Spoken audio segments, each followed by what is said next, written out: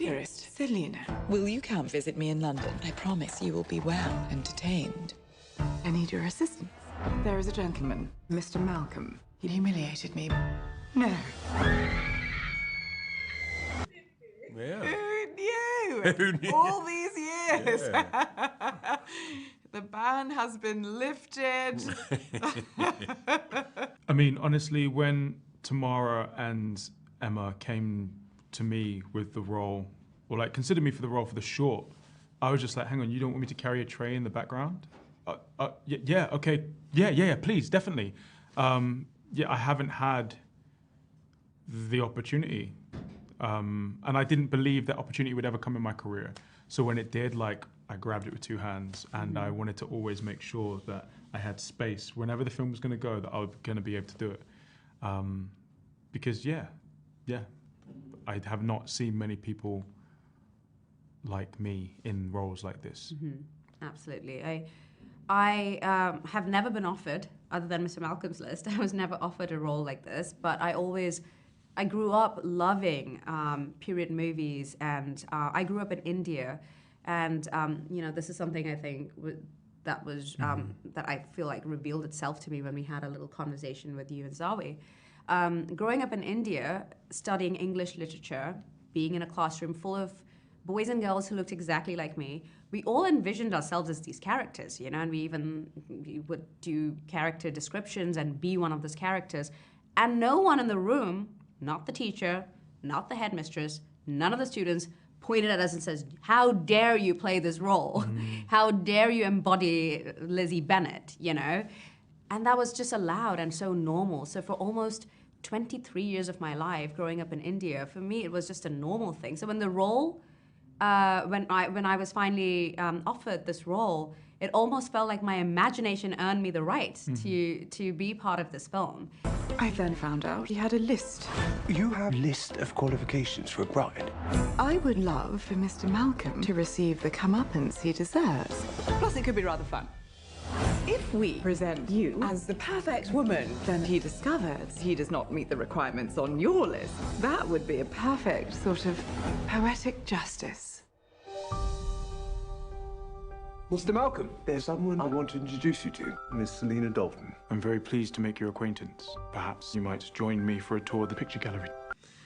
I think it was already happening. I think it was happening. It was definitely happening. I mean, what some people don't know is the short film that Emma Holly-Jones, our director, shot as proof of concept for this feature actually preceded Bridgerton, and you know, is also a book-to-screen piece. So yeah, like Theo says, it was kind of already happening, and there was David Copperfield and Anne Boleyn with Jodie Turner-Smith, and your fantastic show, you know, it feels like, I don't know, it feels like, yeah, the gears were already turning, but when you do have something that is such a juggernaut like Bridgerton, I think it just sort of coalesces everything, and then green lights start to go off on projects everywhere that were probably being, you know, held, and the rest is hopefully history. Yeah, exactly. I totally agree.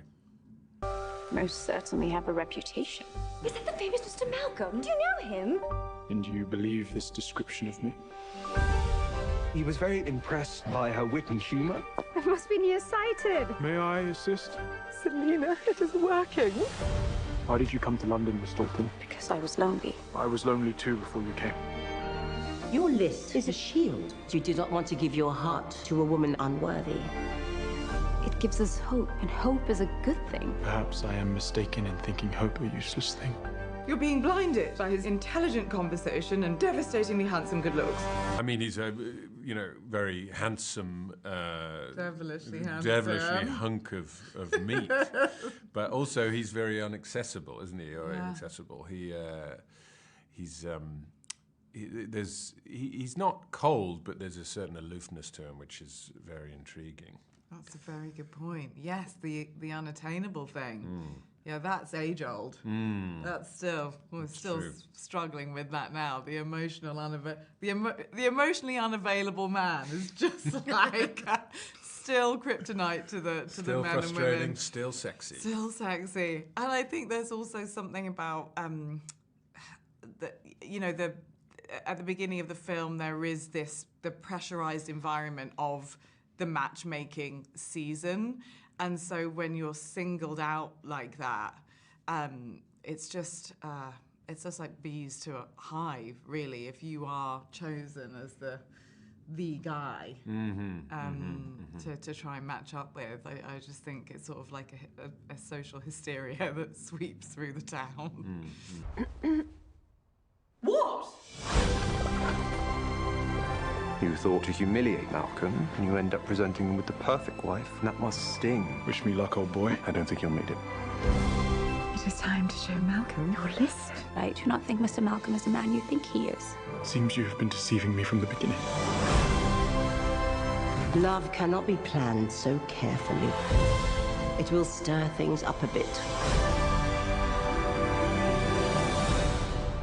That is part of its charm.